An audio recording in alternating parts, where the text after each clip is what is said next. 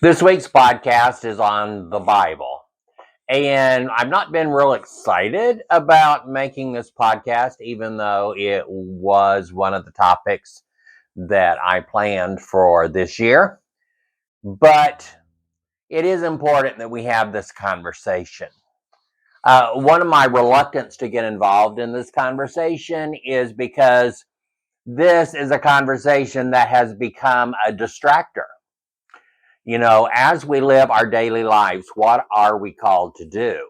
Well, we are called to follow the life and lessons of Jesus. And Jesus taught and showed us to love God with our whole being, with all that we have. And while we are doing that, we're proving our love for God by loving all people. It is very apparent that many people don't want to love others. There are churches and whole denominations and people within churches fighting for the ability and rights to not love others. And that's very problematic. And unfortunately, we find people then that go to the Bible to try and justify or find loopholes so that they don't have to actually love their neighbors, or they don't actually have to follow the life and lessons of Jesus. And that's kind of the whole point, people. So our primary religious text is called the Bible. And when we're looking at the Bible, we have to think about what the Bible is and why we have it. My preferred version of the Bible is the 2023 NRSV UE. That's the one that I use for my personal Bible here. It's usually here on my desk if I haven't put it away, but if I put it away, it goes up there on my top shelf with multiple versions and variations of the book we call the Bible. So, when we are looking at the Bible, there are some important things to know and understand. Well, where did it come from and why do we have it? Well, originally, the way people shared stories was through oral traditions. They didn't have lots of books. I have tons of books over here on the shelf. Every few years I go through and I'll take about half of my books to half price books and get about $3 for all of them and weed them out. But that was not a problem they had back then. They didn't have books readily available. A lot of people couldn't actually read and write. And so what they did was they told stories that their parents told them, and they would tell them to their neighbors and to their children. And that's how they shared their stories. Now, Moses was part of that civilization and culture where these groups of stories were told. Moses recorded these stories, and these stories became the context with which to weave in their rules and guidelines for controlling their people. They seem to be quite a rowdy bunch, and they weren't all that kind and considerate even to themselves. They didn't remember to honor God and use all that they had in order to show God's love to other people. And so the 5 books of the Bible that we know as the books of Moses, or the book the books of the law, they call it. It is called the Hebrew Tanakh, I think is what it's called. Well, the Torah is the first 5 books, and they became part of the Tanakh, which was the Hebrew Bible. And I've got one up here on the shelf here that's in Jewish and in Hebrew and in English, and it reads from back to front, bottom, right to left, because that's the way the Hebrew writing is written. So, Following the books of the law, we had some other books that were the prophecies that the Hebrew people would be good, and they would conquer and take over the people around them, not necessarily being kind to their neighbors, but or even to the people outside their community or inside their community. And so the prophets would say, this is what's going to happen because you haven't been doing what you were supposed to.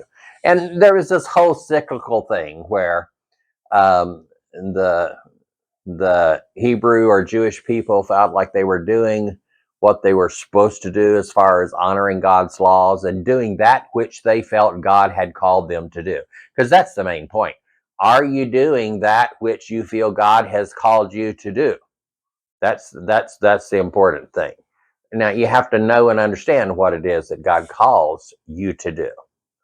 I have to know and understand what God calls me to do.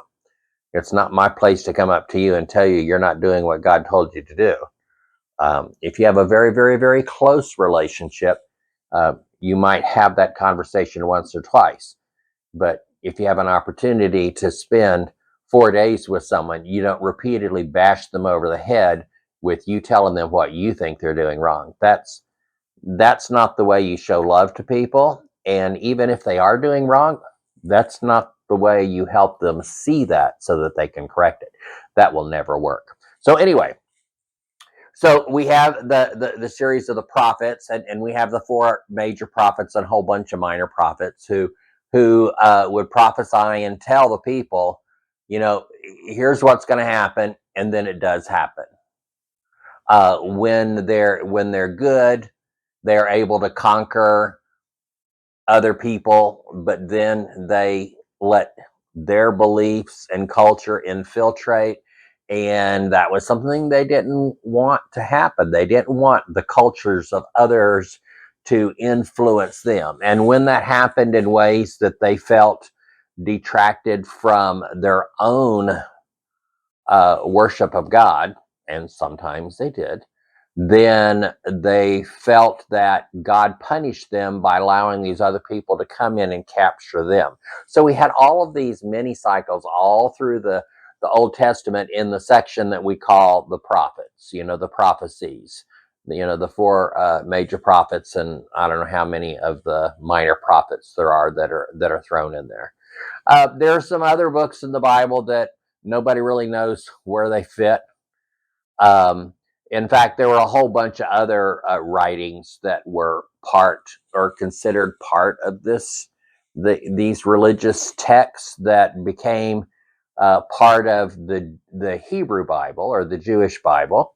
And with these, like Job, no one has any idea where that came from. It has some truths that are beneficial, very beneficial. It's one of my favorite books, but nobody really knows who wrote it or even when. There are some people that believe that the book of Job is the oldest book in the Bible and was written the longest time ago. Some people think Moses wrote it. Some people think it's someone before Moses, but we really have no idea, and there's no evidence to pose a qualified conversation, if you will, trying to prove anything anyone says about who wrote the book of Job is speculative completely, and there's really no evidence. There's some other books like Psalms. It's written a lot by David, but others, not just David, and the book of Ecclesiastes and Proverbs that Solomon wrote some or maybe most of it, but not all of it. There were other people's writings that are included in that book. And Ruth, the book of Ruth, and there's some others, Song of Solomon, that, well, they're not really the Torah, the book of law. They're not the books of Moses. They're not prophecies. Um, so there are those other books that kind of need to go in there. They don't really fit nice and neat. And then we have some other books of the Old Testament, like the First and Second Kings, First and Second Samuel, First and Second Chronicles, and there's a couple of others. And really, those books are the context to go with the prophecies. When we're looking at the first 5 books of the Bible, the Torah, the books of Moses, there's a lot of rules and regulations and how to be good, or how to be good enough is kind of how it comes off. But then there has to be a lot of context to that, and so that's all woven in there together. But when we come to the rest of the Old Testament, it's kind of like First and Second Chronicles, First and Second Kings, First and Second Samuel. Books like that are really the context that you need in order to really digest the books of prophecy that are in there. Okay, so that collection makes up the Old Testament. Now, we do have, the Old Testament as a collection makes up the Jewish Bible, or the Tanakh. Let me see if I have that spelled. Luckily, it's very large on my Hebrew Bible. Tanakh. So I have that in a version that's both Hebrew and English. And so when we look at that, we have that book. Now, when there was a time when the Bible was also translated into Greek. So we have a Greek version of the Bible, and that's called the Septuagint. I talked about this in more detail in my podcast on Jeremiah. And I did that because there are some differences in the book of Jeremiah within the 2 different versions that apparently existed simultaneously.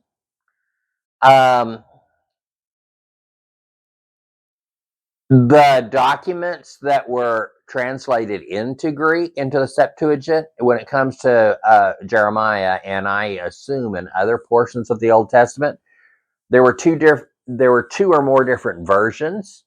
And so the one version that might have been translated into Greek, which was going around, we're not sure if that was the original, or if another version, which actually got included into the original Jewish Bible. Which one of those came first? We don't know, because like in Jeremiah's case, there were 2 different versions of that. And you can find out more of that in my podcast on Jeremiah. So I don't want to repeat here, so I'll move on.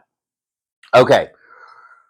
So the Old Testament existed in 2 forms. Now, while ministry and growth was happening among people that spoke Greek, there were some other writings that were written in Greek that have been included in Old Testament versions.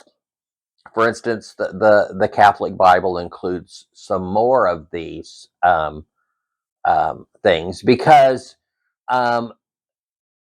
leaders in the Catholic and in other churches where they use the Bible that has more books in the Old Testament than what the Jewish or the Protestant version, the Jewish or I hate to say Protestant, because that's, well, yeah, we do define Protestant and Catholic as 2 groups, but in the Protestant group, there is a difference in the Old Testament, and part of that is because the Protestant groups that use the version of the Old Testament from the Jewish Bible, or the Tanakh, do so because Jesus and the disciples did not quote from the other books. They only recognized the Jewish Old Testament because that's the only ones that Jesus quoted and talked about in his ministry, or has been recorded talking and discussing. So there is that. And the Jesus and his disciples uh, were grew up as children in the Jewish faith. So that's the scriptures that they would have had. So when I'm looking at this version of the Bible, it has the only Old Testament books it has would be the ones that have been in the Protestant Bible for many years. I think it's 39 books in the Old Testament and 27 in the New Testament, for a total of 66. Now, if you're using a Catholic Bible, or uh, there's some other Orthodox groups that actually use uh, more of the books, and I think it's not even exactly the same um, between the Orthodox Bible and the Catholic Bible. And I'm not a studier of both of those, so I can't speak at any depth on those, other than to know that there are some differences, and I'm sharing with you my understanding of why those differences exist. So we have the Old Testament, and the word testament means covenant. It's the old covenant. Um, the people as a community and culture were doing and teaching and writing the things they believed God wanted of them.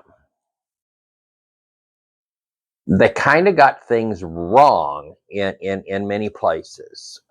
One of the things they kept forgetting to do was knowing how to treat their neighbors and their people around them and the people in the communities around them. Um, they continued to get that wrong, and actually, you can actually look, if we want to judge the Old Testament people, it's fair to do that using their Old Testament texts, because that's what they say were their rules and what God expected of them. And so there are plenty of Old Testament rules on how you're supposed to treat immigrants, and how you're supposed to treat people from neighboring countries, and how you're supposed to treat your neighbors in your own communities. So we could judge them on that just simply by using their own scriptures and their own text. But yet Jesus came and was needed to come to clarify where the people were getting it wrong, and establish or clarify the covenant with God. Thus, we call it the new covenant. I would prefer to call it the clarified covenant, or a redirection. A redirection. And when we're looking at the Bible, some of the most important parts I think we need to know and understand are the recordings of what Jesus actually said. Now, there is a human element in there, because Jesus did not actually write these down and hand these to us.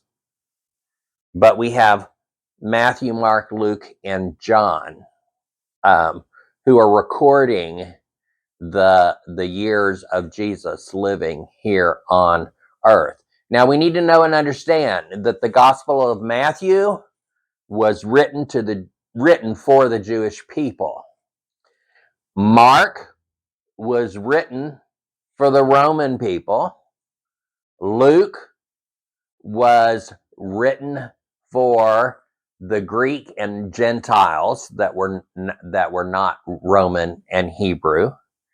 And John was written sometime after, because there were some things John felt, y'all left some stuff out that I think is kind of important. We have to know and understand that the disciple John is the only one who lived and died having reached old age. All of the other disciples were murdered long before John died. So John lived a long life. So he lived long enough to see the Gospels of Matthew, Mark, and Luke, and how they were circulated and how they were used, and perhaps what they were missing. You know, John also lived at the time with Paul. So John would have met the Apostle Paul and would have seen the impact of Paul and others going out and helping these new churches get up and going, and the struggles they had. And it's kind of interesting, a lot of the writings of Paul are letters to these churches, helping them remember, you're getting bogged down in details and you're not focused on the life and lessons of Jesus. So Paul had to repeatedly tell them, you have to focus on the gospel. You have to focus on the life, the lessons, the words, the ministries of Jesus. You're missing that. You have to stay focused on the gospel of Christ, not all these other things. And it's kind of interesting there. So it's kind of, Paul did that in direct letters to the church. John did that by trying to clarify and fill in some of the gaps that John felt or discovered over time, where the Gospel of Matthew, Mark, and Luke was missing. Now we need to understand that Luke got most of his information from Paul, because Luke spent a lot of time with Paul. Mark got a lot of his information from Peter. So Mark was not writing a first-hand account. He was writing a second-hand account, which was heavily influenced by what he heard from Peter. Now, I think Peter was probably a pretty arrogant, know-it-all person. So he would have been very unmovable in what he thought and believed. And that's not necessarily wrong. I'm just sharing what my thoughts are of the Apostle Peter, Simon Peter.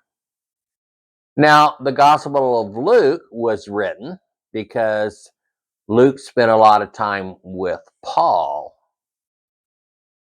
Well, Paul had not met Jesus, as far as we know. There's no evidence or recorded of Paul actually meeting the Christ himself.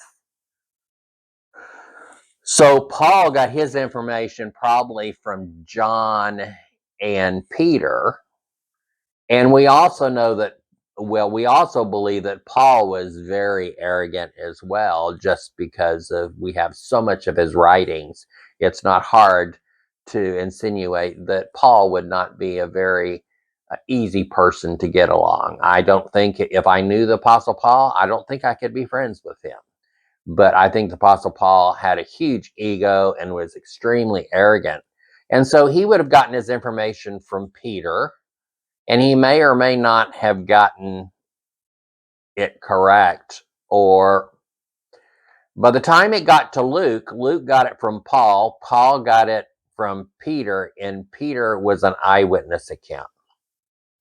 So the Gospel of Luke is not a second-hand eyewitness. It's a third-hand, not an eyewitness. So it's like someone was there and told someone who told me. And so this is what I'm writing. I think it's very important that we have the Gospel of Luke. And it's also important to know and understand that Matthew was written with the Jewish people in mind, so that they would have the story of Jesus and what Jesus asked of us. And Mark was written with the Roman people in mind, so that Romans could read it and they would know and understand what Jesus asks of them. And Luke was written for the Greeks and other Gentiles, so that they would know what God asks of them. And John was written for everybody because John wanted to fill in the gaps or reemphasize or uh, make sure we didn't miss anything that may have been important. So, the Gospel of John. And then we get into the books of Acts. And the books of Acts is kind of the context, of how we work through Matthew, Mark, Luke, and John. It's kind of like building the story in. You know, we kind of talked about in the Old Testament, we have all the prophecies, but we have Chronicles, Samuel, and Kings kind of as the context or the story that really needs to go with that. In the books of Moses, those are all kind of put together, but you kind of need the books of Acts for a little context to go to the application of Matthew, Mark, Luke, and John. And then we have the letters. The letters of Paul, apparently there was no argument in including those in what has become the Bible that we read. Some of the others that were that some groups use as the missing letters of the New Testament. Some of them, there is evidence and belief that they were just forgeries or weren't authentic writings. And there were others that were eliminated because they weren't written by actual disciples or followers or ministers who were active in the Acts of the Apostles or continuing the Acts of the Apostles in the next. I don't want to say next generation because some of them were the same age. So that is how we have what we have for the Bible.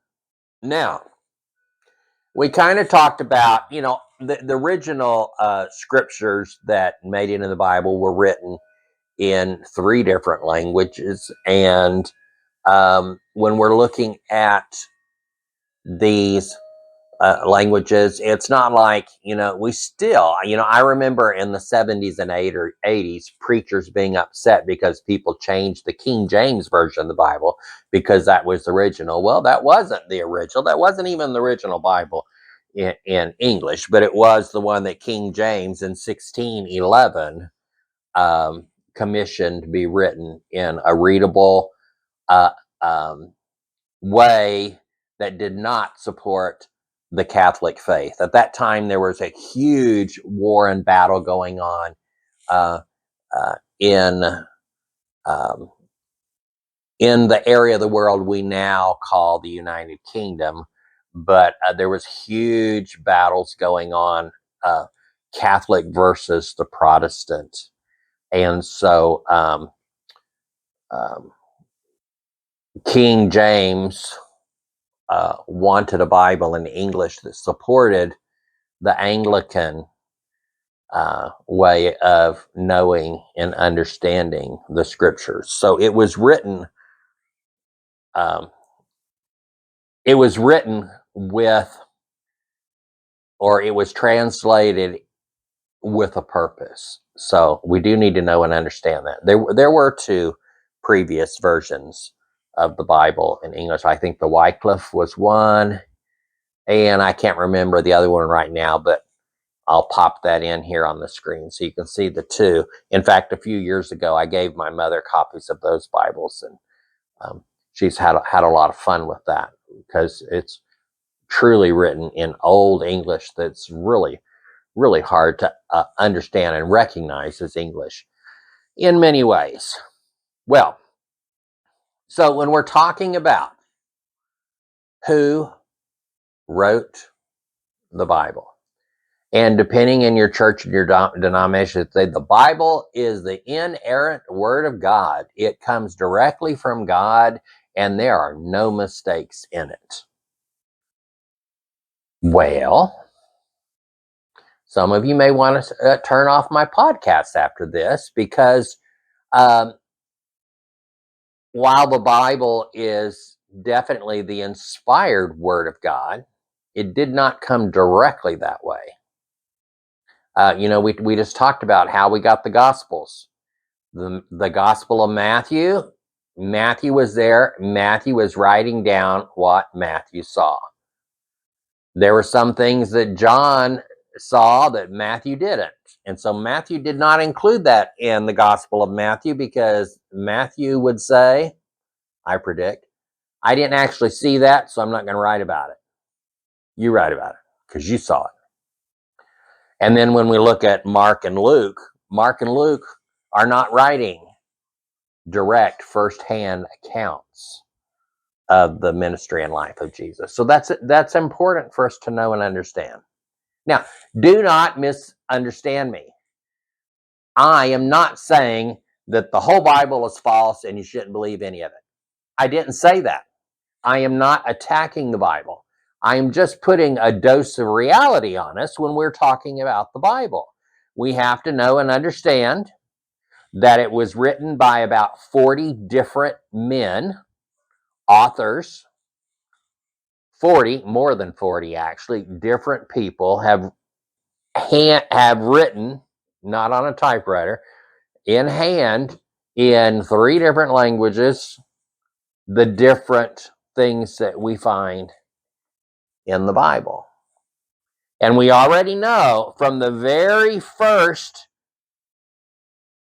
dual language versions, there are issues. We know that even in just the Hebrew writings of the Bible, specifically Jeremiah, again, I'm referring back to my podcast on Jeremiah, there were 2 versions that were circulating at the same exact time of Jeremiah. One version was shorter than the other. We don't know which one came first. We know that Baruch was a man, Baruch, not Barak, Baruch, Barach, was a partner of Jeremiah, worked with him, spent a lot of time with him, and was his scribe, although Baruch also wrote some writings, one of which we'll talk about here not too many weeks. And there were some other books written by Baruch that did not make it into the biblical canon.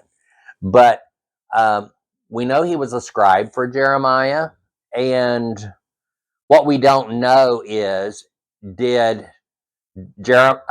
the book of Jeremiah scribed by Baruch and then later revised and edited by Baruch? Why there were 2 versions? And was the second version one where he elaborated more, and so is the longer one the second one? Or did he revise and edit, and was the second one the shorter one? So we don't know. And the shorter version is the one that was translated into Greek and became part of the Septuagint, or the Greek Bible. So in the early centuries, 1st, 2nd, 3rd, 4th, 5th centuries, we had a Greek Bible and we had a Jewish Bible. They were not exactly alike. And I again refer to my podcast on Jeremiah for more on that. So we know from the very, very beginning, there were 2 versions of the Bible being circulated and used. There was a Bible in Hebrew, and which has remained the Jewish Bible, although that has been translated into many languages, including English. And I will tell you, the English language in 1611 is not the English language of 2025. So over the many years, we're not just focused on the original authors or writers of the Bible, the more than 40 men. We have to think about the editors and the translators. And translators are just trying to translate the language. The editors are trying to help us understand it. But in editing, they might be twisting or shifting the actual message. And we have to know and understand that. When we're talking about the translators, I would say that the people that were translating Greek and Hebrew into English, or by that time there were other scriptures. I think the whole thing was translated into Aramaic as well. So at some point, we're trying to translate Aramaic, Greek, Hebrew, and we're trying to translate them into English. I can guarantee you the way we translated that in 1611 or 1946 or 1947 or 1972 or 1978 or 1984 or 2008, 2011, 2023. The way you translate, it's not possible for it to be the same, and it's not possible for it to be 100% accurate. I want to give you an example. There are two words that we use in English today, or two terms that we know and understand. If we go 500 years into the future and someone comes across an English document and they try to translate these, I can almost guarantee that they will need a committee of people to try and figure out the context, what they're talking about. For instance, butt dial, booty call.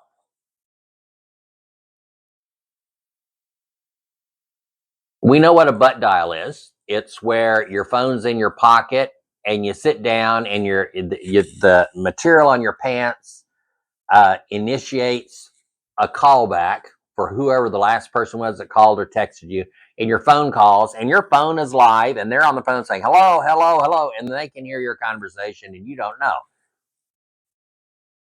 And then later says, hey, you called me. What'd you want? I said, no, I didn't call you. Well, yeah, you did. My phone rang, and the call was from you. It was, oh, it must have been a butt dial. Booty call. That's usually when someone you used to date calls you at midnight, 1 or 2 in the morning. Hey, are you awake? Can I come over? That's a booty call.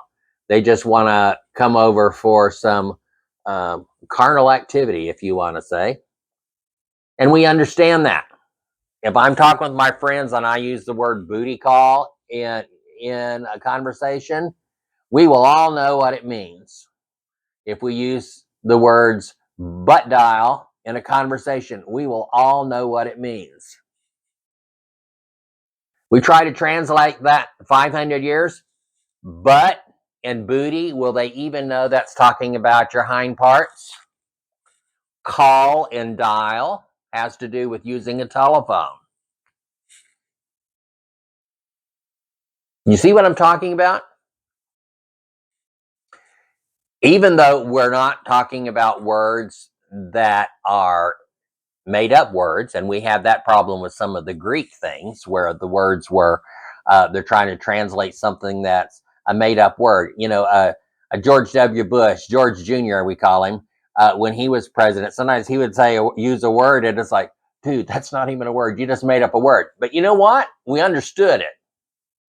And some of that happened when they were trying to translate some of the Greek words, because it's like, that's not even a word. It's like a made up word, and I think it means this. Okay? But butt, booty, dial, call, those are all real words. Those are all real words. But in the context of using them today, people 500 years ago from now trying to translate those into another language, maybe even a new language that doesn't exist now, they're going to have problems doing that. So we have to know and understand that when we're reading the Bible, we are reading things that were not written in English. They were not written in Spanish. I have a couple of Spanish Bibles over here on the shelf as well. And then I've got Hebrew, and I've got one that's got the Greek. Well, no, it's a direct translation of the Greek New Testament, just by translators only, not by philosophers, theologians, or people trying to get their point across. So we're talking about, when we're looking at the Bible, we're talking about more than 40 people who originally wrote it. And some of that, as in the case of Moses, when the contextual stories he was recording the stories that were handed down from word of mouth, mouth to ear, mouth to ear, mouth to ear, hundreds of years later. So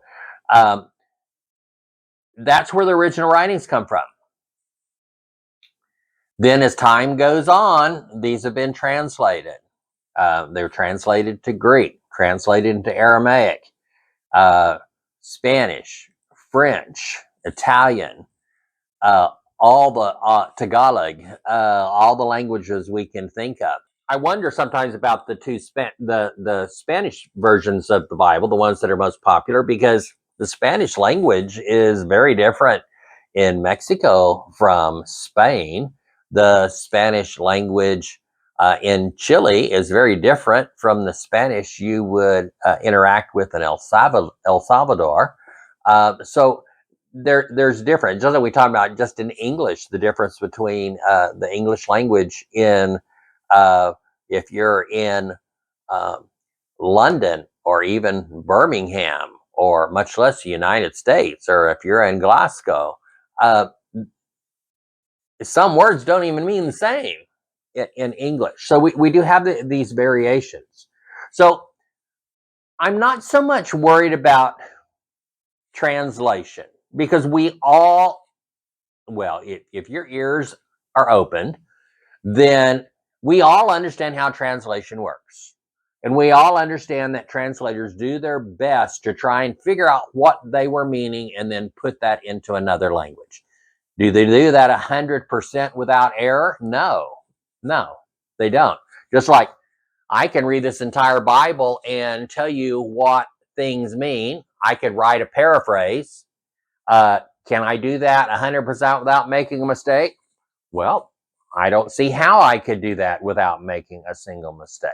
I mean, because in case you don't know, I am a human being, and humans, one of the common things we have as being humans is we make mistakes. So I guarantee you that I'd make mistakes. If we go back and watch all my podcasts, I have more than 50 at the point that I'm recording this.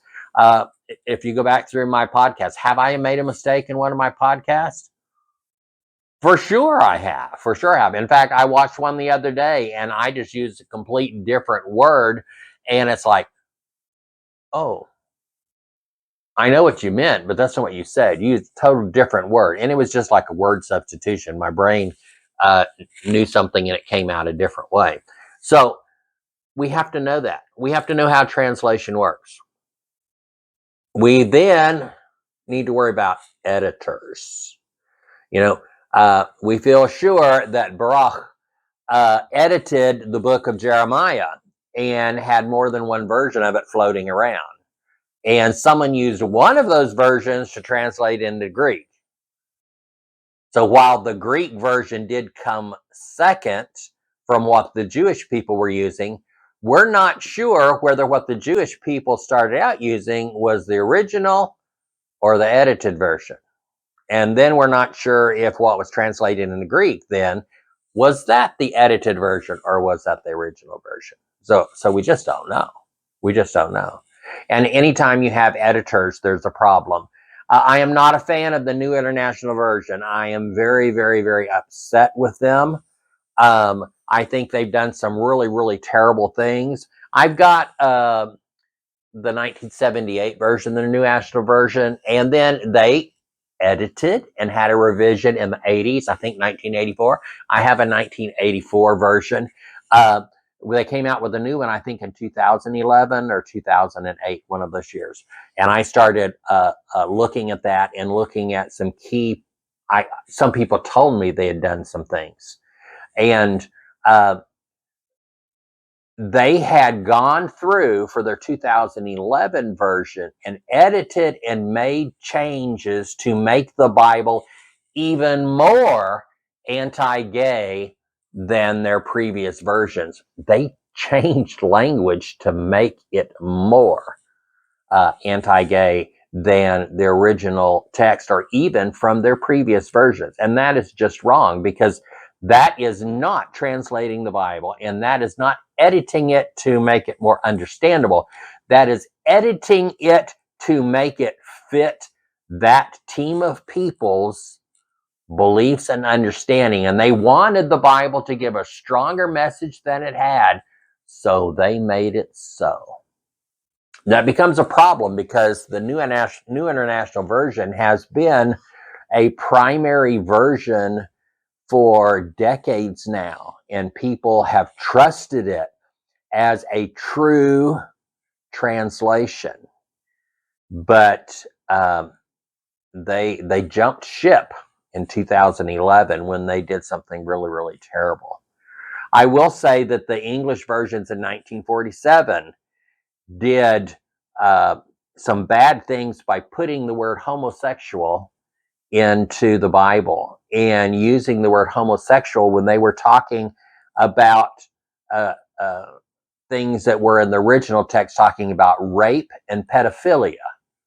Well, rape and pedophilia are not homosexuality.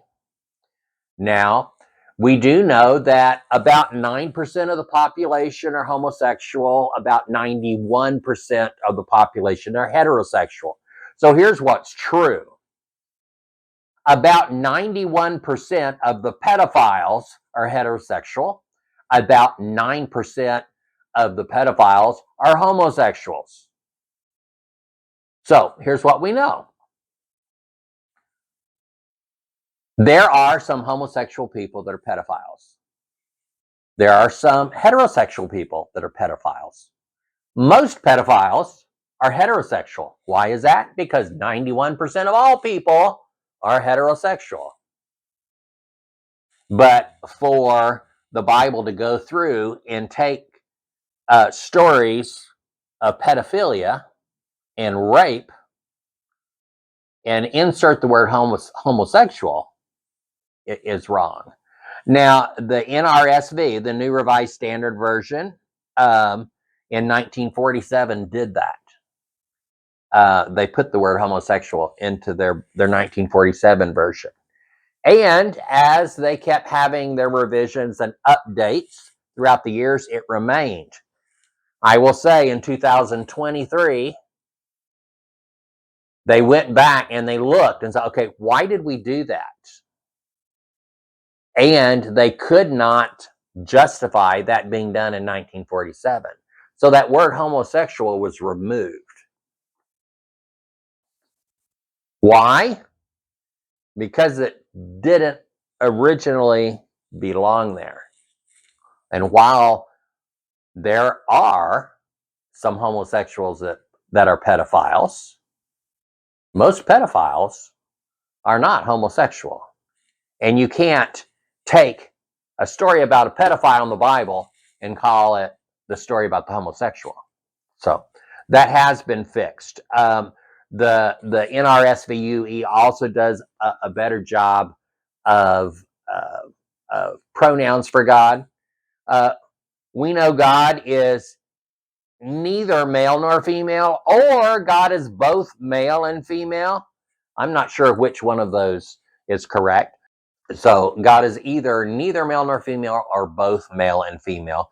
The Bible tells us in the prophecy from John that in heaven will be known as we are known, but that there is neither male nor female in heaven. So gender is not relevant in God's eyes. I would conclude. Otherwise, why wouldn't there be male and female in heaven? So I assume then in eternity we will either be what would be a good term for that? We'll either be non-binary. Yeah, we'd have to be I was going to say non-binary or asexual, but asexual doesn't work because there are male people that are asexual and there are female people that are asexual. So I guess we're non-binary in eternity, that we're neither male nor female. If we were both male and female, then we would be gender fluid, I guess. No, I guess there's another word if you're both. I don't care. That's not important to this conversation. But I am having the conversation that they try to do a better job about uh, naming God rather than using he and him and his when they're talking about God, because that really isn't completely accurate, because God is neither male nor female, or God is both male and female. Okay, my battery died before I was actually finished with my video, but it went long enough, so I just want to go ahead and wrap it up here. When we're looking at the Bible, the important things to know and understand is there were more than 40 writers of the Bible. We do know that even the earliest versions of the Old Testament existed in the first century in both Hebrew and in Greek. We also need to know that there have been translations, many of which the people translating have been honorable in what they've done. I'm not so sure that's accurate when we're looking at the edits that have been made by the teams. I shared with you a little about some problems that I have with the New International Version, and I share some of my uh, um, accolades that I've given to the NRSV for correcting their mistakes in 1947 in their 2023 version. And we're not talking about people changing the Bible, although we are talking about the editors of the NIV changing the words of the Bible in 2011, because they really did that.